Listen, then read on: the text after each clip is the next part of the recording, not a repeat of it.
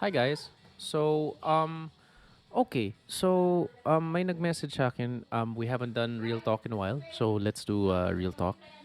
May nag-message, Sir Eri, I know na minsan nagmo-motivational message ka to everyone. Ano masasabi mo sa mga nag-skeptical or nagda-doubt na hindi makapag-desisyon ng 100% para sa future nila? Please, sir, pansin nyo yung message ko or gawan nyo ng video about it. And please hide my identity. Salamat, Sir Eric. Okay. So, um, future nila. So, when you say nila, baka sinasabi mo relationship, di ba? Or baka sinasabi mo career mo or buhay mo. So, let's start with ano ba yung mas madali? Mas madali pag sarili. Relationship medyo complicated yan eh. So pag sa sarili mo, let's say gusto mo mag-decision sa buhay, gusto mo mag-decision sa career, um, I think being 50-50 with something is a lot harder than being 100% with the wrong decision. Sa career ha, sa career. Kasi kung isipin mo, kung nag 100% ka kasi sa direksyon na mali para sa'yo, at least alam mo na mali talaga para sa'yo yun. Kasi 100% mo yan eh. Kung nag 50-50 ka kasi, parang pumunta ka dito, pumunta ka dito, hindi ka naman talaga gumagalaw. At kung isipin mo, going 50-50 is actually a decision. 'Di ba? Isipin mo, nagdesisyon ka na maggitna. Nagdesisyon ka na mag-hesitate. Decision 'yan ha. You decided to be what you decided to have one foot out the door. So hindi ka nag-commit. Decision 'yan. Decision mo 'yan. And you are very capable of making a decision. Mahirap kaya to be 50-50 ha. Mahirap na buhay 'yan. Pero dinesisyon mo. So, you are capable of making a decision. It's just that your decision is basically 50-50 on a certain choice in your life in regards to career. Para sa akin, mas maganda mag 100% ka in one direction. Like for me, for example, nag-streaming ako ng 2 years to really know na hindi para sa akin. I did it for 2 years. Pero at least masasabi ko ngayon, sinayang ko ba yung 2 years? Hindi. I really learned the lesson. Hindi talaga yung streaming para sa akin. It's really, really not for me. Or at least, not the way I did it. Pero it's really not for me. I don't like streaming. And I did it 100%. I streamed Monday, Wednesday, Friday, 100%. So, now I know na hindi talaga para sa akin yun because I did 100% doing something to see if it's really, really something for me. So, in terms of your career, go 100% in the wrong direction, even if mali, at least alam mo, di ba? And then kung alam mo, like, okay, alam ko, then go 100% the other direction. Kasi, doon, yung sa kanan, hindi para sa akin. Dito naman tayo sa kaliwa. Feeling ko okay to. At least, you didn't waste time. You got experience and you know for yourself. I think realizing what's not for you is just as important as realizing what is for you. You can't have one without the other. How would you know?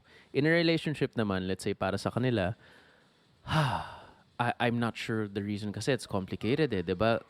Pero kung nag 50-50 ka sa relationship mo, masakit din 'yan, especially for the other person kung 100% siya sa'yo. The thing here kasi is kung 50-50 ka, ask yourself why. With your partner, takot ka ba sa finances? Takot ka ba na hindi nyo sila masusuportahan? Do you really love the person or you don't? Those are the questions you have to. Do you see yourself with the person or you don't? Or you're really just afraid to commit and see if you can provide for your loved one or not. So try to be honest with yourself and see what is holding you back kung bakit ka 50-50. Is it a personal issue dahil lumaki ka sa pamilya na medyo didn't really model behavior or attitudes na that make a stable household. Baka yun ang reason. Takot ka, you don't want to end up like the same way.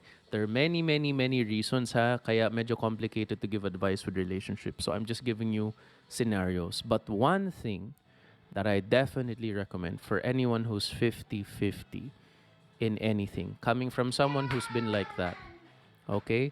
And someone who really tried to become the person that goes all in everything. You have to learn the difference between when you're lying to yourself and when you're honest with yourself. You have to learn the difference between pag nagsisinungaling ka sa sarili mo, na kino-convince mo lang sarili mo, and the difference pag tapat ka talaga sa sarili mo. Have more honest conversations with yourself. Have real conversations with yourself. Try to. Kasi minsan, ang daling magsinungaling sa sarili. You have to learn the difference when, I think feeling ko lang ganun. O, lalo kung people pleaser ka. I used to be a people pleaser. Um, it's so easy to lie to yourself and to not be in touch with yourself.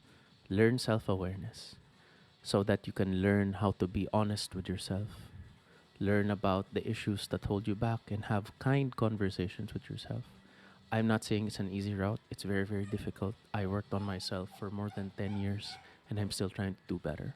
But if you can be more honest with yourself, understand the difference and realize the difference between when you're lying to yourself and when you're honest with yourself, then mas madaling mag-navigate sa mga desisyon mo sa buhay dahil aware ka sa mga nararamdaman mo at iniisip mo sa sarili mo. Kasi walang ibang makakasabi kung totoo ka nga pa sa sarili mo other than yourself. And of course, someone who really knows you that you trust. Yun din. Kasi an outside person is but if you don't have that, it's really up to ourselves, diba? Or you hire a therapist that can be objective and point these things out for you.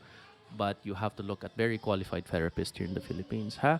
But other than that, if you have a trusted person na trust mo talaga na they have their best interest, they have your best interest in mind, then great. Um, that's one person definitely that can help you see things a little bit clearer. Learn to be more honest and aware of what you feel and what you think and really practice that. It doesn't happen right away, ha? Coming from me, it took a while to really have more self-aware conversations with myself na parang, ba't ba ako ganito? Ba't ganito? Ba't galit ba ako? Ba't ako galit? Mga ganun yung parang, ba't ito yung nararamdaman po? Ano ba to? And tinatrace mo kung, bakit ba ganito? Ba't ba ganito yung nararamdaman ko? And it takes a while to really get an accurate feel.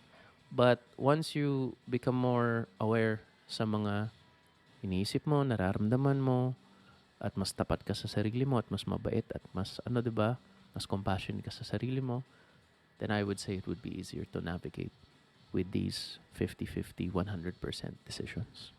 Long story short, let's reiterate, talk with people you trust when it comes to things like these that have you they really want the best for you. It's hard to find people like that, but if you have one, wonderful. Try to talk about it with them so that they can see things objectively and maybe paint a picture for you. Really work on a really better and more honest relationship with yourself, especially if you're a people pleaser or if you're scared. Understand yourself, why you think the way you think, and why you feel the things you feel, and have kind conversations with yourself. 100% in the wrong direction for me is better than 50% not moving at all. Kasi you're like this, like this, like this, diba? Alam mo naman sabi nila, diba? Chase two rabbits, catch none, diba? Chase two rabbits, catch none, something like that, diba? If you go here, here, here, you don't really get anywhere. But if you go 100% in the wrong direction, you make a mistake, at least alam mo na mali. That's in career, ha? But in a relationship, that's really, really difficult. And I don't want to be the person that advises you to get into a relationship or a marriage that you might regret, especially if that involves children. So that's when you really think about it a little bit more.